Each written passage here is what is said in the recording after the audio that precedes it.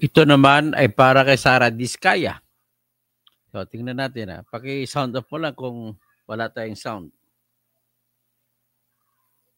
Ito naman yung kwento kay Sara Diskaya. Ay nahuli siya na ginagawa pa ngayon na dapat May pa lang ay tapos na yung proyekto. Ngayon Agosto, ginagawa pa rin. Ano ba ito?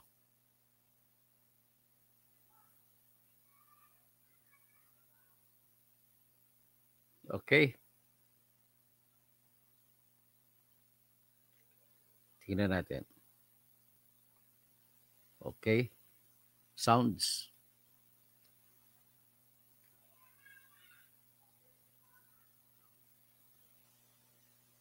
Okay, so ngayon ang pag-usapan natin ay si Sara Diskaya. May video ako nakuha na huling-huli na si Sara Diskaya ay hanggang ngayon na Agosto na pinapagawa pa rin na dapat May 2025 ay tapos na ang pumping station. Ito naman ay doon sa Santo Domingo pumping station sa Quezon City. At ang pakay nito, yung pumping station ay magtatapon ng tubig sa San Juan River.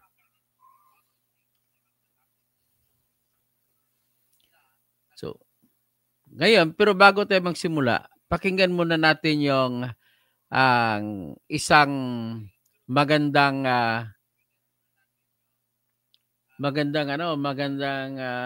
video na ginawa sa Twitter para kay Aurelio Dong Gonzales na siyang pinaka-corrupt na congressman sa Pampanga. Pakinggan niyo kung nagpa-picture pa siya kay Tambaluslos. So, ito natin. Bago natin tatalakayin si Sara Diskaya.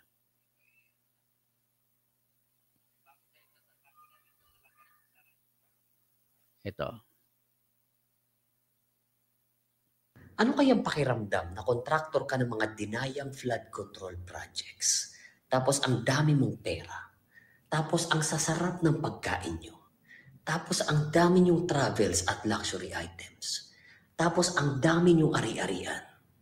At magigising ka isang gabi at marirealize mo na sa bawat pader at sulok ng bahay nyo, hanggang sa bawat patak ng gasolina ng sports car mo, hanggang sa bawat hibla ng luxury bags na kinukolekta mo, ay mga iyak at panaghoy ng... Okay, yan Ito para kay Aurelio Dong Gonzales ito. Sobrang corrupt ka talaga. Taong bayan na ninakawan mo. Kakahiya nyo. Kakahiya ng tao ito. Hey, nakakaya. Itong pinakamasamang kapampangan ngayon na nakita ko. Ay. So, ngayon, balikan na lang kita. Ito na ngayon, pupunta muna tayo doon sa, pakita ko yung proyekto sa Reina, sa Reina de la, Estero de la Reina.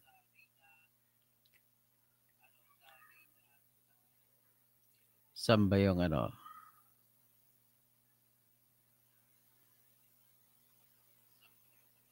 ito yung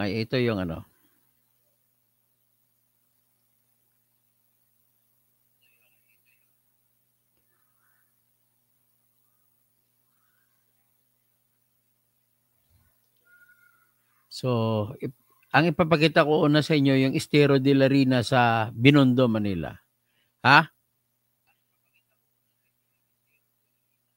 Ewan ko, hindi ko alam kung bakit nakalusot kay Congressman Joel Chua ito.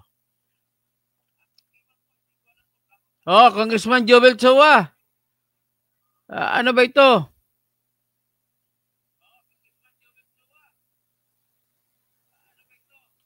Ito yung proyekto Estero de la Reina na pumping station. Ang nangontrata niyan Alpha and Omega. Ang may-ari niyan si Sara Diskaya. Tapos ang presyo ay 96 million plus. Tapos ito ay nakikita sa Estero de la Reina sa Tondo, Manila.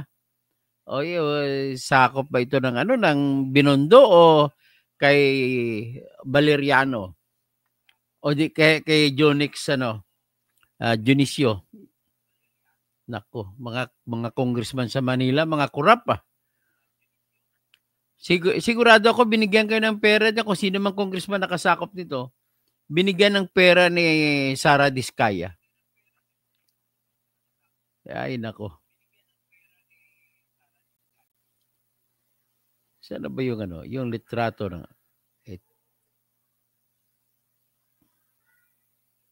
ito yung litrato ng ano, litrato ng pakita ko sa yung litrato ng Estero de la Rina.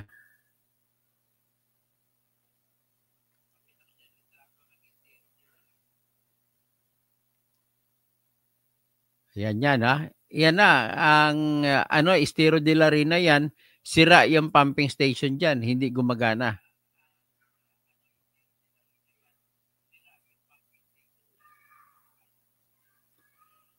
So, ngayon ano ngayon ang solusyon ng bayan? Solusyon ng bayan, pupugutan na lang ng ulo tong mga kuwan na to.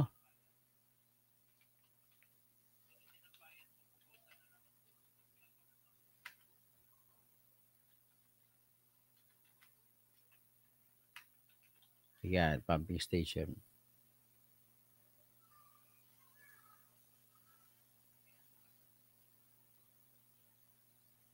Hindi gumagana ito. Hinahanap ko lang itong video kanina.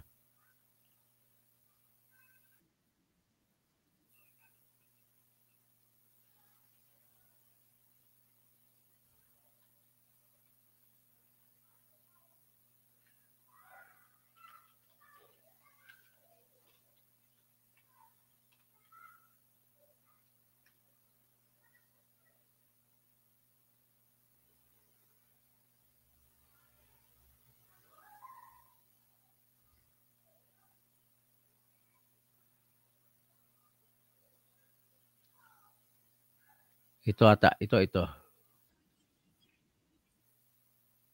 Hindi, Quezon City ito.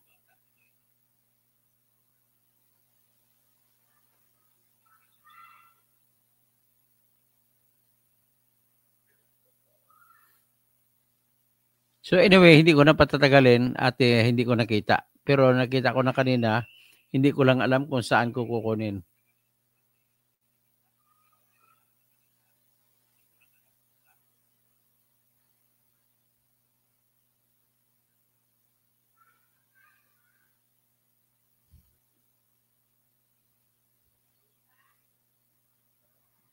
So at least yung litrato ngayon ng Estero de la Rina na sa litrato. Nasira yan ang pumping hangin mula nang matapos ng Alpha, Omega ay hindi pa nagawa yan. So, ang problema natin, walang strict compliance o na kinitaan na ng mga politiko yan.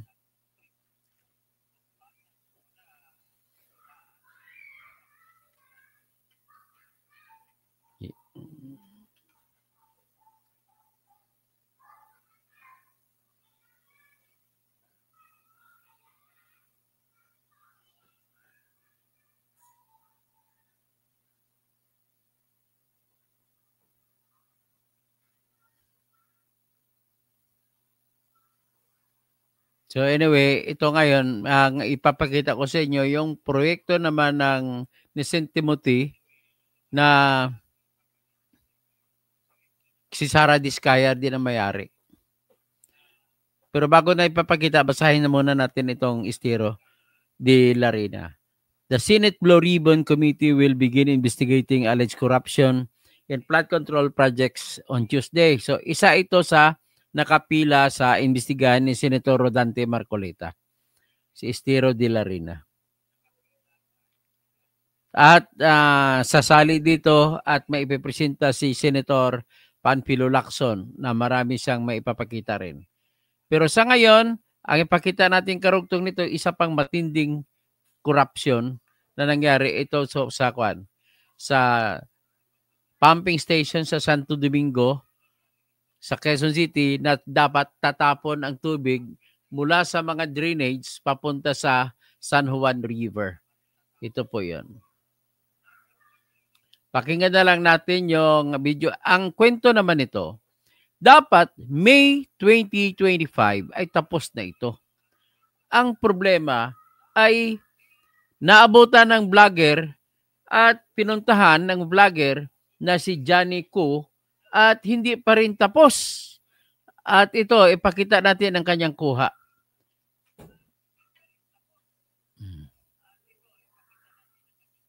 Ito. Ito pala yung project details. So ngayon mukhang full blast na yung ginagawa nila. So, lubog to. Naghabol Gano'ng kataas yung tubig? Malaki pala yung budget nitong flood control August 15 project. lang ito kinuha. At nung naka-drone last month shot lang, kasi July, si Johnny Ko. nagkaroon ng bagyo. Grabe. Halos yung kalsada ito lubog. Yung mga bahay dito inaabutan ng second floor at marami pang ibang lugar dito sa Pilipinas na tinamaan ng bagyo. Sinabi na ni President Bongbong Marcos na tignan itong flood control project. Bakit may mga ilang lugar dito na binaha pero meron namang binigyan na pera para sa gagawing flood control project. At ngayon, ang pupunta natin, isa sa usapan ngayon, itong pumping station sa Santo Domingo, Quezon City. Dapat pala ito ay matapos na noong May 29, 2025. Pero ngayon, as of August 15, hindi pa siya tapos. Ang project na to ay meron siyang cost of 95 million pesos plus. At kilala yung yung contractor na gagawa. So ngayon, puntahan natin itong flood control project kung gumagalaw na ba ito ngayon after itong pasabi ni President Bongbong Marcos na i-check lahat ng mga project ng flood control. Quezon Avenue. Yan po yung Manila Skyway Stage 3. At ngayon kabayan, pupuntahan natin itong pumping station na nag-viral dahil daw sa contractor at saka itong project kaya hindi daw gumalaw, ginagamit. So dito po yan sa San Juan River. Yan ay pumping station ngayon. Ang una mapapansin natin ngayon, gumagalaw na. Ito yung pumping station. Parang biglang bilis-kilos. So simulan mo natin dito sa kabila. Tahanan natin yung mga bahay.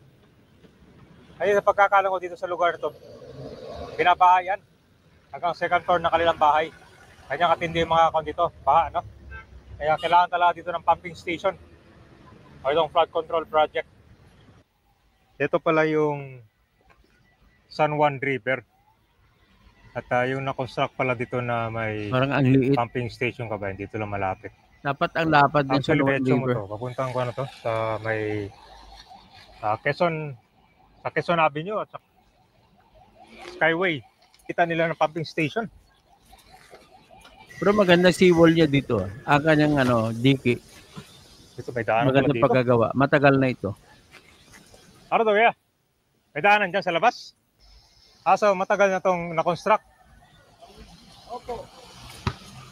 Matagal na. Sabi ng mga nakatira. No? Ano yung gumagalaw na ngayon? Ito, San Juan River to dito. Yan ang Santo Domingo pumping station. Paano mga daan sa kabila, kuya? May daanan dyan? May daanan po dyan ngayon, makikita mo yan. May tulay? May palengke dyan. Punta sa palengke nun, diretso yun, makikita mo yan. So kung pala yan, Quezon Avenue na ba yan? Quezon Avenue. Ano to dito? Parang may mga bahay dito dati? Opo, may mga bahay po dito dati. Mga barong-barong? Ano nangyari dito? Nasunog po. Nasunog? So pagkatapos ginawa na ng ganito, ng dike.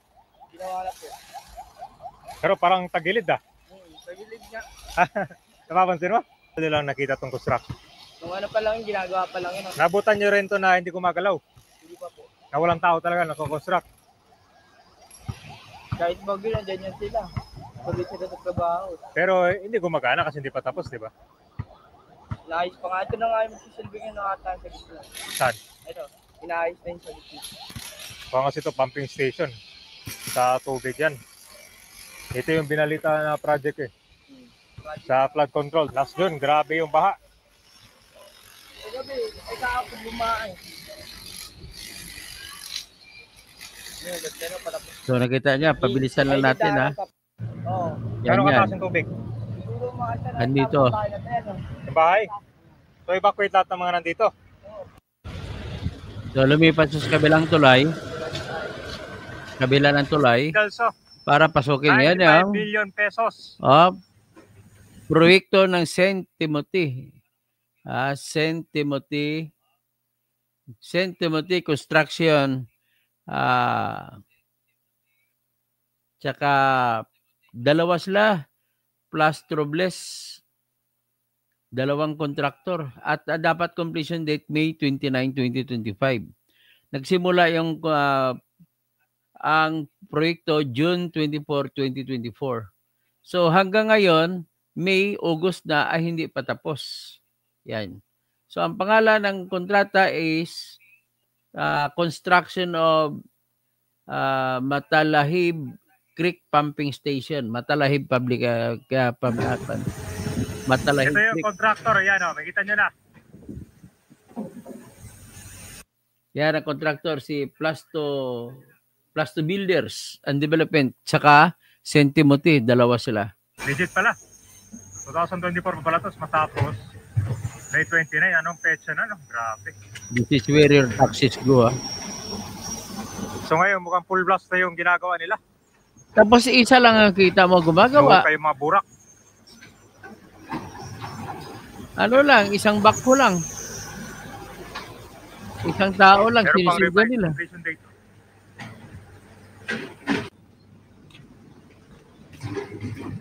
Ito mga katabing bahay. Malindanan.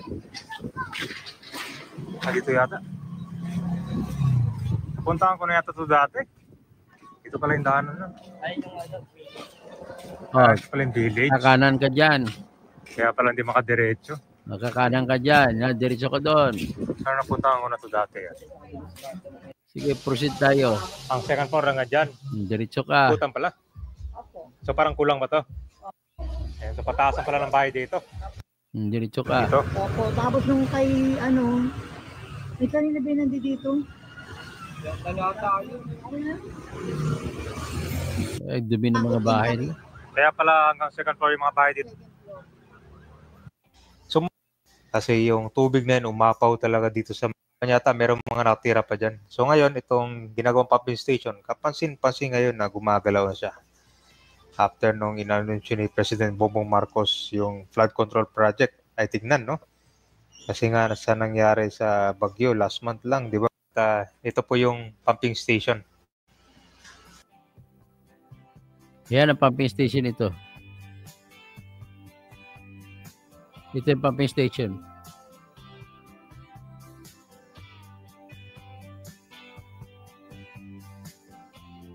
Drone set yan. Ang ilog na nakita nyo, yung San Juan River, nagaling pa sa San Juan, galing pa sa Zamora, Manila.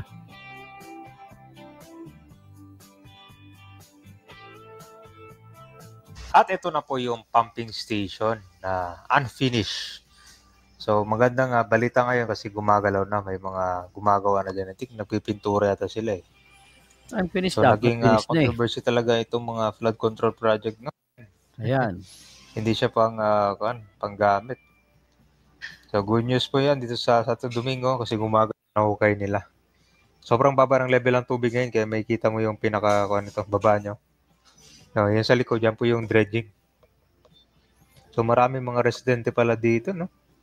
Kita mo Kaya yung may mga backhoe. bahay nila. Hanggang kuwan talaga yan, 5th floor. So anyway, yan lang po ang ating i-present ngayon. Ang mensahe lang po, napakasimple. Isa lang ito sa mga proyekto ni Sara Diskaya na talagang walang magandang gawa. May 29, 2025 ang scheduled na completion. August 15 kahapon kinuha ito. Tapos yung isa na problema sa Reyna, sa Estero de la Reina, hindi rin gumagana ang pumping station doon na ginawa ng Alpha and Omega. Matindi. Sa Manila yun, Manila City. At yun ba, kung hindi kay Congressman Roland Valeriano yon, kay Congressman Jonix Ernesto Dionisio, Corrupt, mga corrupt talaga mga congressman doon pa. Kahit saan congressman sa Manila. Ito naman, Congressman Chua, mahilig ka mag-imbestiga ng mga confidential fund. Tapos ikaw, may confidential ka rin pala na, na kinukunan ng pera. Ito, yan lang po ang ating ngayon, ipagpakita na wala na talaga ka nang pipiliin. Lahat na po ng inyong opisyal ng bayan ay corrupt. Wala ka nang pipiliin. Hindi ko lang ang mabibilang mo na lang siguro si Vico Soto. Kay Isko. Duda pa ko kay Isko. Tapos sino pa si Benji Magalong. So yan lang tatlo ang mo. Ang isa sinasabi, honest daw si Joy Belmonte. Well, duda pa rin ako dyan. So anyway, hanggang dyan lang muna tayo at magandang gabi po sa inyong lahat. This is Sunday. Have a beautiful Sunday sa lahat po at magsimba muna tayo.